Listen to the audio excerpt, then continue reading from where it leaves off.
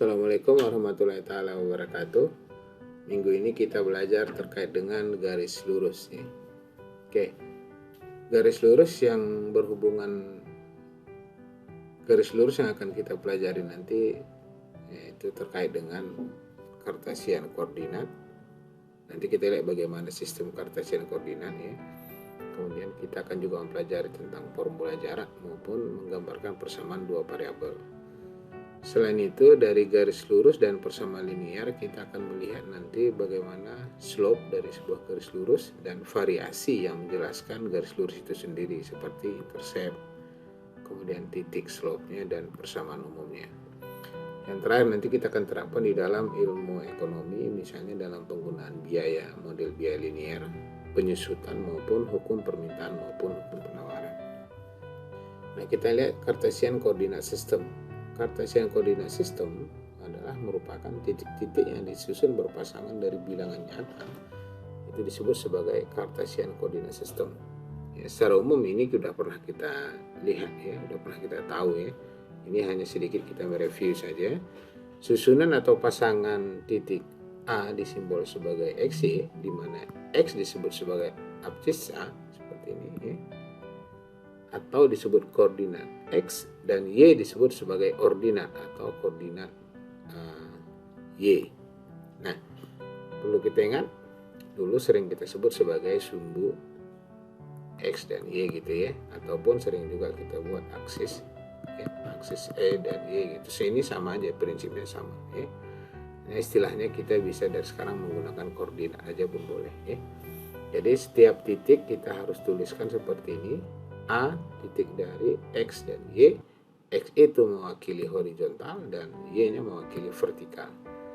Di dalam ekonomi secara umum, Y itu mewakili dari price karena dia sifatnya vertikal, sedangkan X mewakili quantity karena dia horizontal ya. Dalam Cartesian Coordinate System kita akan mengenal 4 kuadran, yang dimana nilainya itu di kuadran 1 adalah positif-positif ya, sedangkan di kuadran 2 itu adalah negatif-positif, kuadran 3 adalah negatif-negatif, dan kuadran 4 itu adalah positif-negatif. Oke. Nah, ini secara umum di dalam konteks ilmu ekonomi lah saya sebutkan ya, itu umumnya kita berada di kuadran 1. Kenapa demikian? Karena harga P atau Y dalam konteks ini harusnya lebih besar sama dengan 0 gitu ya. Karena umumnya kan harga nggak mungkin 0 juga ya, harusnya positif gitu. Kan harga pena kamu berapa gitu, kan nggak mungkin 0 rupiah gitu ya, paling ya 2000 perak atau 2000 rupiah gitu ya. Nah, begitu juga untuk quantity ya. Q mewakili X di sini ya. Quantity juga nilainya harus lebih besar sama dengan 0 ya. Artinya produksi kita tidak mungkin negatif ya. 0 masih bisa aja, kenapa? Karena tidak menghasilkan produksi gitu ya, 0. Oke, jadi kan berapa produksi sepatu kamu tahun ini? -10 gitu. Nah, ini kan nggak ada ya. Oke. Jadi di sini makanya kita berada di posisi kuadran 1. Nah, kita lihat berikutnya formula distance. Jarak kalau kita gambarkan, misalnya kita buat titik di sini kan X1 dan 0, berarti Y-nya 0 ya, dan ini juga begitu. X2 Y-nya 0. Ini titik M dan N. Kemudian kita ingin mengukur jarak dari P ke Q. Ya. Nah, sebagai ilustrasi bisa kita lihat PR P ke Q atau P ke R ini merupakan sama ukurannya dengan M N, atau kita melihat O N dikurang OM itu sama dengan menuliskan X2 dikurang X1. Hal yang sama untuk di sini. Ini nanti kita lihat race ya. Sedangkan ini nanti namanya adalah run. Oke.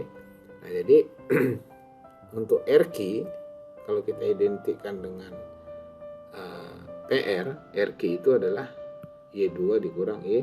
Untuk menghitung segitiga PQR ini dengan menggunakan dalil Pythagoras, kita bisa modifikasi persamaannya seperti ini. Kita kuadratkan semua.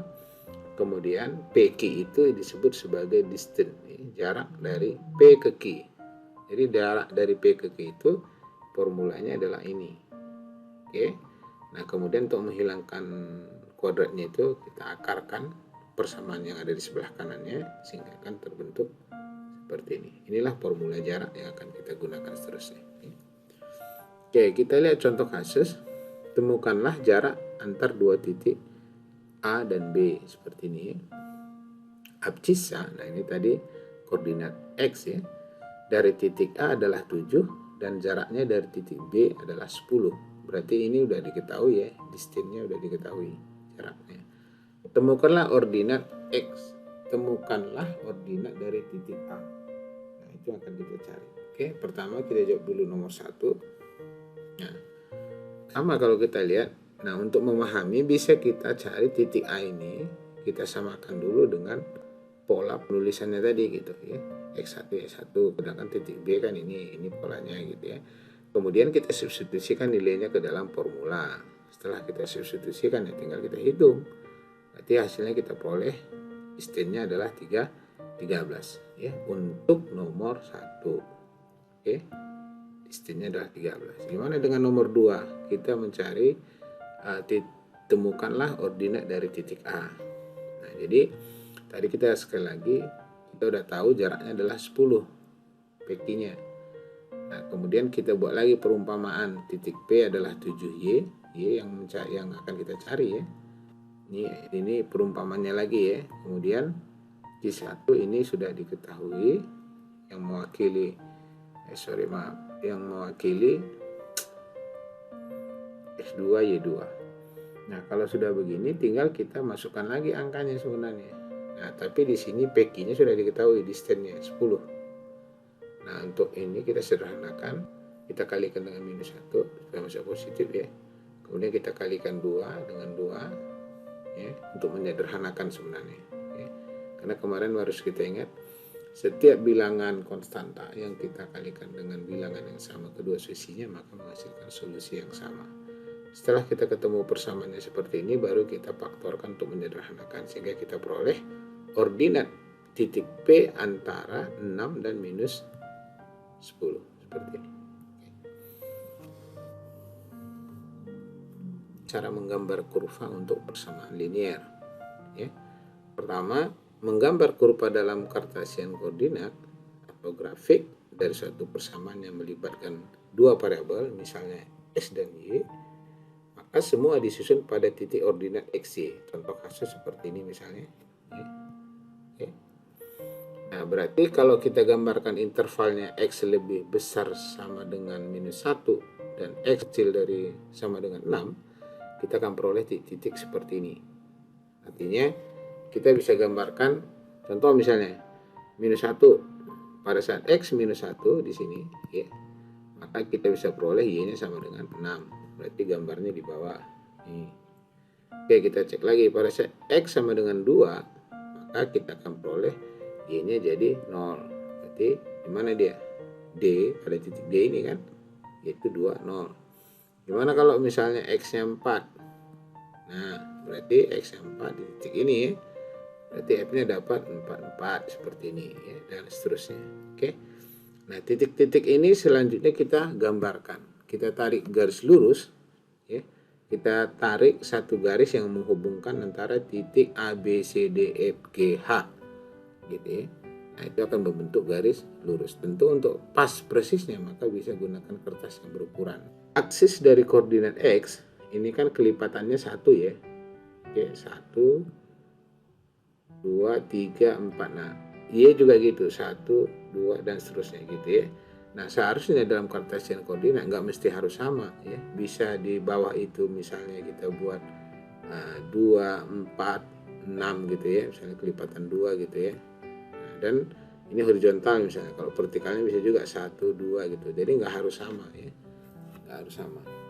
Kita lihat bagaimana cara mencari point slope. Itu menggunakan formula M seperti ini ya. Di sini kalau kita lihat X1 Y1 ya, kemudian ini X dan Y. Nah, perlu dicatat X lebih besar lebih besar dari X yang memiliki indeks. Begitu juga dengan Y lebih besar dengan yang memiliki indeks.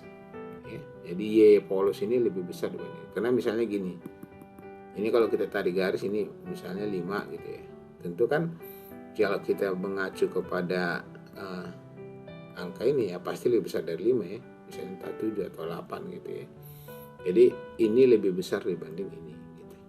Nah, kemudian kita bisa buat point slope-nya dalam bentuk persamaan linear nanti seperti ini.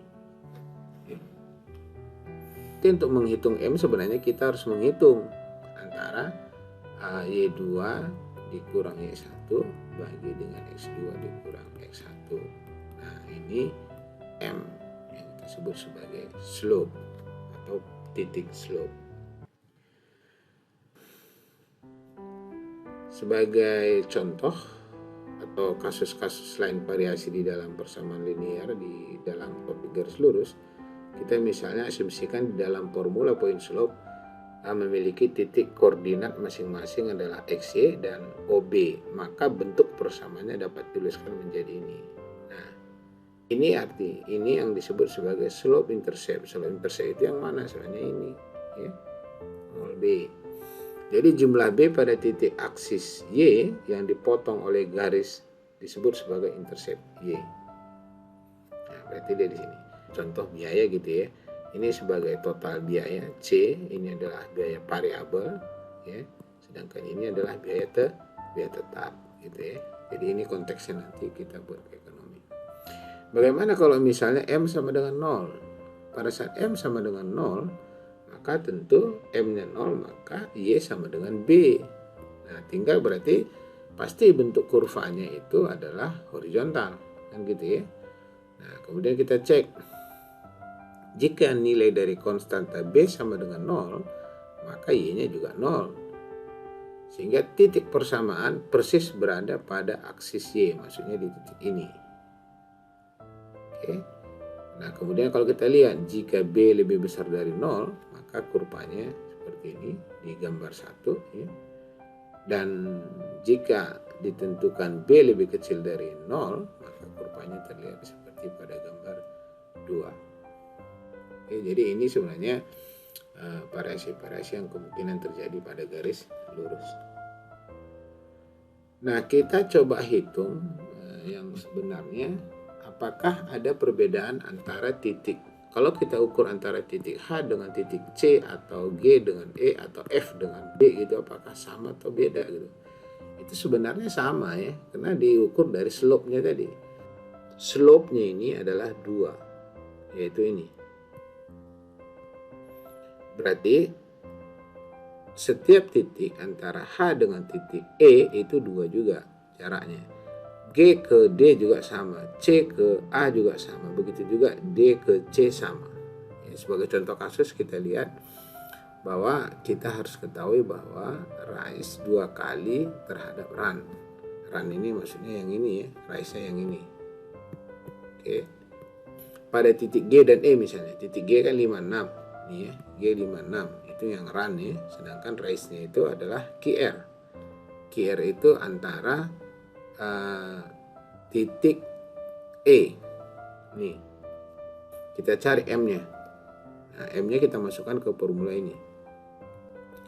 Berarti ini kan yang 1, ini yang 2 kan gitu ya, katakan titik A, titik B. Kalau di sini titik E dan G gitu ya, maka kita peroleh 2. Kenapa? Karena di sini kita bisa hitung race-nya tadi adalah ini 6 kurang 2, sedangkan run-nya itu adalah 5 kurang 3. Ini berarti 4 bagi 2 sama dengan 2. Nah, ini M tadi ya. Jadi sama dengan ini sebenarnya. Oke. Nah, kurva memiliki slope sepanjang delta X2 kurang X1 tidak sama dengan 0. Yang menunjukkan kurvanya non vertikal. Non vertikal itu ya seperti ini. Contoh misalnya bisa slope positif, bisa slope negatif. Ya kalau vertikal kan lurus gini ya. Nah, jadi slope tidak dapat didefinisikan untuk garis vertikal. Ya. Jadi ini penting sekali untuk menentukan baik persamaan permintaan, penawaran, biaya, fungsi produksi, semua hampir di sini nanti kita berkutik ya terkait dengan materi matematika bisnis. Nah, berikutnya terapannya di dalam ekonomi. Nah, contoh penerapan akan kita lihat di dalam 3 materi ya. Pertama, linear cost model. Nanti persamaannya seperti ini ya. Tadi udah saya singgung sedikit ya. Ini adalah total cost, ini biaya variabel, ini biaya tetap variabel cost ya. Jadi biaya variabel itu maksudnya adalah biaya yang besarnya sangat tergantung dari jumlah produksi. Ini variabel ya. Nah, kemudian kita terapkan dalam metode penyusutan garis lurus, depreciation, dan melihat hukum supply dan demand. Nah, kita lihat linear cost model. Nah, ini tadi total cost, variable cost, MX, dan biaya tetapnya adalah 0. B, maaf. Tetapnya adalah B. Sedangkan Y-nya adalah mewakili total cost. Oke, nah fixed cost diinterpretasikan oleh intercept Y, sementara variable cost direpresentasikan oleh garis lurus. Maksudnya gini, pada saat kita berproduksi sebanyak X1, maka biaya yang kita keluarkan sebesar Y1. Kan tadi Y ya, mewakili biaya. Kalau kita naikkan produksi sebesar X2, maka biayanya juga akan meningkat menjadi Y2 gitu. Jadi slope-nya positif ya. Jadi kenaikan produksi akan meningkatkan biaya gitu. Bagaimana penggunanya? Contoh misalnya seorang mahasiswa melakukan usaha pembuatan kopi. Dari pengalaman diketahui bahwa biaya variabel 1 kg pengolahan kopi bean adalah $2 dan biaya tetapnya adalah $8. Tuliskanlah persamaan biaya dan gambarkan grafiknya. Kemudian total biaya yang dikeluarkan untuk memproses kopi bean sebanyak 16 kg. Oke, berarti kita pertama kita jawab dulu poin A. Poin A kita ambil persamaan ini ya. Kemudian kita samakan Y sama dengan 2X tambah 8. Inilah persamaan biayanya ya. Cari, kemudian kalau kita gambarkan grafiknya nanti seperti ini. Nah, kalau ini adalah bagaimana kalau dia menghasilkan 16, ya tinggal substitusikan aja ya 16 kg ini ke dalam fungsinya ini gitu ya. Berarti kita temu adalah $40. Jadi kalau gambar hubungannya seperti ini ya. Jadi kalau titik-titik poin ini sebenarnya ini yang pertama kita asumsikan di sini. Cara menggambarnya saya pikir oke lah, saya ulang sedikit lagi ya.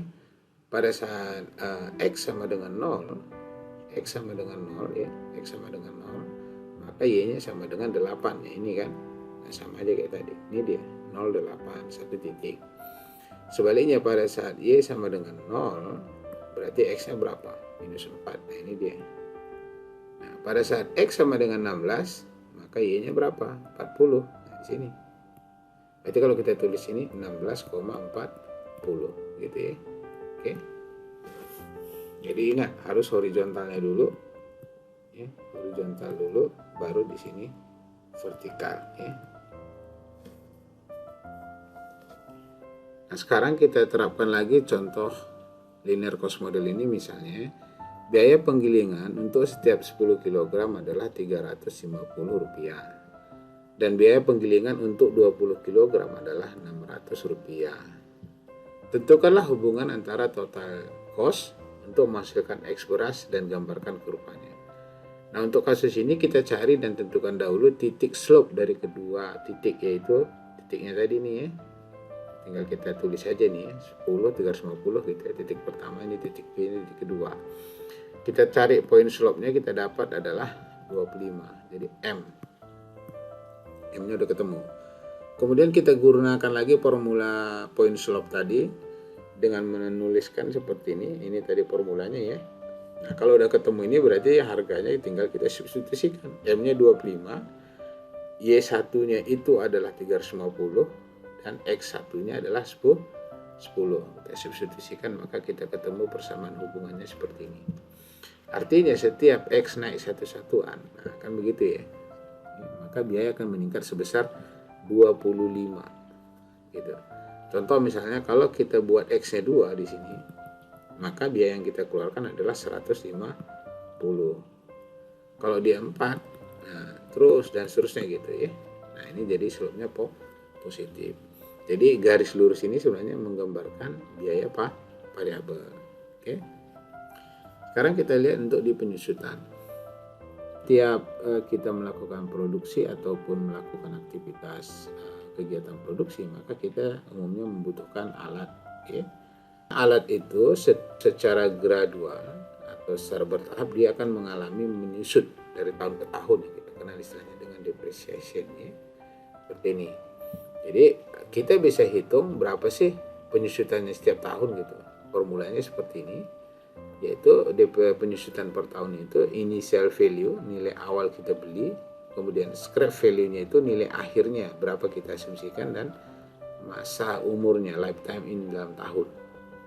Contoh kasus misalnya begini, sebuah perusahaan membeli alat mesin seharga 150.000, di mana diperkirakan masa pakainya hanya 12 tahun dan dianggap tidak bernilai lagi, ya. Tidak bernilai ini maksudnya, ya. Ada kata tidak sini ketinggalan. Tidak bernilai lagi, berarti nanti nilainya dianggap 0 pada tahun ke-12. Carilah nilai depresiasi per tahun dan formula untuk nilai depresiasi setelah X tahun. Gambarkan kurvanya dalam bentuk garis lurus, ya. Sekarang kita hitung dulu berapa depresiasi per tahun. Jadi initial value-nya atau nilai awalnya adalah 150.000 ini. Nilai scrap value-nya nggak ada, ya, 0 tadi, ya. Misalkan nilainya masa umurnya 12 tahun, maka nilainya adalah 12.500. Nah, kita bisa gambarkan hubungannya dalam bentuk persamaan linear, yaitu nilai awalnya berapa, depresiasi per tahunnya adalah 12.500, dan X tahun jumlahnya berapa. Nah, ini mewakili X dalam bentuk tahun. Nah, di sini kita tuliskan ini persamaan linearnya. Jadi kalau tadi buat begini juga, ya, Y sama dengan 150.000 gitu, ya. 150.000 dikurang 12.500 X. Artinya pada saat umurnya 4 tahun di sini misalnya, berarti kita bisa tahu nilai sisanya tinggal 100.000 lagi. Gitu. Tapi kalau dia masih umurnya pakainya sudah 8 tahun, maka nilai sisanya sekitar 50.000. Inilah dia, ya. Jadi inilah hubungan garis inilah yang menggambarkan depresiasi dari setiap aset yang kita miliki. Yang terakhir kita akan lihat supply dan demand. Nah, kita asumsikan misalnya seorang pedagang menjual 20 cangkir kopi per hari dengan harga $25. Tetapi dia menjual 30 cangkir saat harganya $20. Tentukanlah fungsi permintaan dari pedagang tersebut. Nah, pertama seperti yang tadi, kita harus identifikasi dulu 2 titik, jumlah dan harga. Karena sekali lagi tadi jumlahnya itu mewakili X, ya, harga mewakili Y. Nah, jadi titik A-nya kita tulis seperti ini, titik B-nya seperti ini. Tinggal kita angkanya tadi adalah A 20, 25 dan B-nya adalah 30 dan 20. Oke. Kita masukkan ke persamaan titik slope-nya seperti ini. Oke, kemudian tinggal kita cari, kita dapat M-nya adalah setengah. Ini mewakili M. Kita gunakan lagi formulanya. Tadi kan kita menggunakan simbol Y dan X, ya. Ini saya rubah sengaja, ya, biar nanti tahu. Tapi nanti di dalam Vieta ketika menjawab soal di dalam LMS-nya, kita tetap menggunakan Y dan X. Kita udah harus tahu Y mewakili price, X mewakili quantity. Ya. Oke. Nah, ini kita buat seperti ini, kemudian kita sederhanakan, maka kita peroleh fungsi permintaannya adalah P sama dengan minus 0,5 Q tambah 35. Nah, sebenarnya ini kalau dalam bahasa fungsi ditulis, berarti kan ini P fungsi dari Q, artinya Q-nya yang ada sebelah kanan, P-nya sebelah kiri.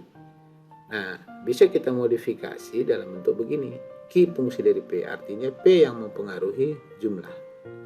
Karena kan nanti kalau kita elastisitas kan DQ, DP gitu, ya, P per Q gitu, ya. Ini elastisitas nanti minggu keberapa itu kita belajar ini, ya. Oke. Nah, jadi secara umum bisa kita buat seperti ini. Jadi Q-nya itu sudah sebelah kiri. Apakah sama ini, Pak? Sama, secara matematik sama, tidak ada bedanya. Hanya kalau kita biasa menuliskan Q fungsi dari P. Oke. Nah, jadi pada saat P-nya adalah 20, maka jumlah yang diminta konsumen itu sebanyak 30. Jadi kalau kita tulis di sini adalah titiknya 30,20 gitu ya. Nah, pada saat harganya 25 naik, maka jumlah yang diminta turun dari 30 menjadi 20 gitu, dan seterusnya. Makanya dia bergerak dari titik A ke titik B kalau ada kenaikan harga. Ya, dia bergerak di sepanjang kurva. Oke. Nah, yang pasti di sini slope-nya adalah nih negatif. Ya, ini segitiga ini. Ya. Ini slope-nya adalah nih negatif. Artinya kalau slope negatif itu adalah jumlah yang diminta akan lebih sedikit dengan kenaikan harga, atau dengan bahasa lain harganya lebih besar maka jumlah yang diminta akan lebih kecil gitu ya.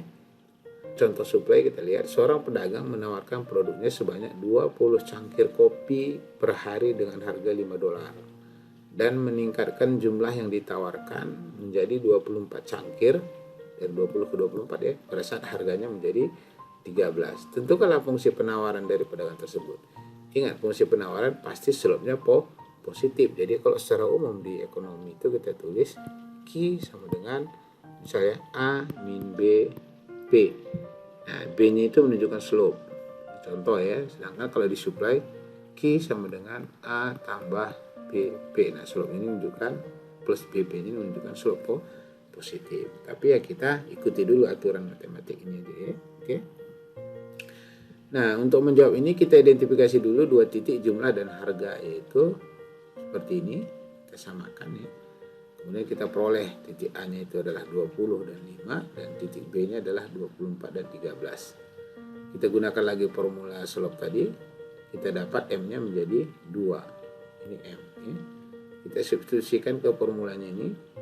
Oke, maka kita peroleh P sama dengan 2Q dikurang 35, atau kita tulis P fungsi dari Q. Nah, kemudian atau kita modifikasi menjadi Q fungsi dari P, maka di sini bentuknya. Jadi ini udah bentuk Q fungsi dari P, artinya P-nya sudah sebelah kanan gitu ya. Jadi bedanya apa? Dalam ilmu ekonomi kita kenal ya, yang sebelah kiri. Nah, ini penting ya, tapi secara matematik sama ya. Kenapa? Jadi P yang mempengaruhi si Q. Berubah P berapa berubah Q. Dia namanya apa di sini? Endogenous variable, sedangkan yang ini exogenous.